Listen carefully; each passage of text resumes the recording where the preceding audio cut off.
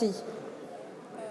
Madame la présidente Panot pour le groupe La France Insoumise.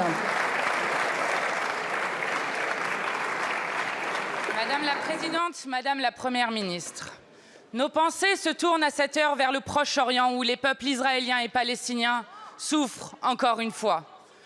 Je souhaite, depuis cette Assemblée, exprimer une pensée emplie d'humanité pour les otages, les civils tués en Israël par les actes de terreur perpétrés par le Hamas, ainsi que pour les civils qui, à Gaza, sont tués sous les bombes de Tsahal.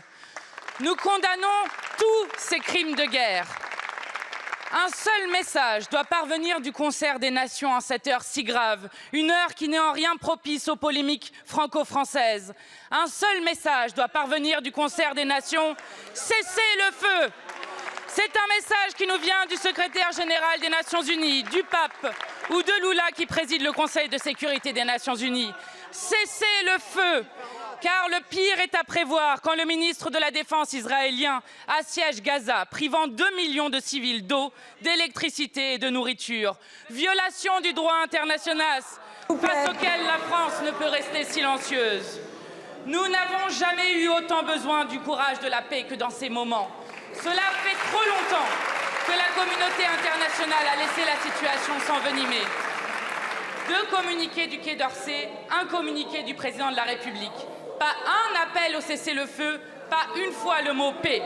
Notre pays rompt avec la tradition diplomatique qui est la nôtre au Proche-Orient depuis 65 ans. Il nous faut œuvrer au rétablissement d'un processus de paix qui mène à 2 États, sans quoi les horreurs passées s'amplifieront non seulement des atrocités présentes, mais aussi des désastres à venir. Aucune paix durable ne peut voir le jour sans respect du droit international et sans mettre fin à la colonisation. Alors, allez-vous, Madame la Première ministre, retrouver la voix indépendante qu'a toujours portée la France, de Charles de Gaulle à Jacques Chirac. La voix de la France qui, quand elle parle, est écoutée. La voix de la France qui fait entendre la parole de la paix et ne s'aligne pas sur les positions va-t-en-guerre d'un gouvernement d'extrême droite.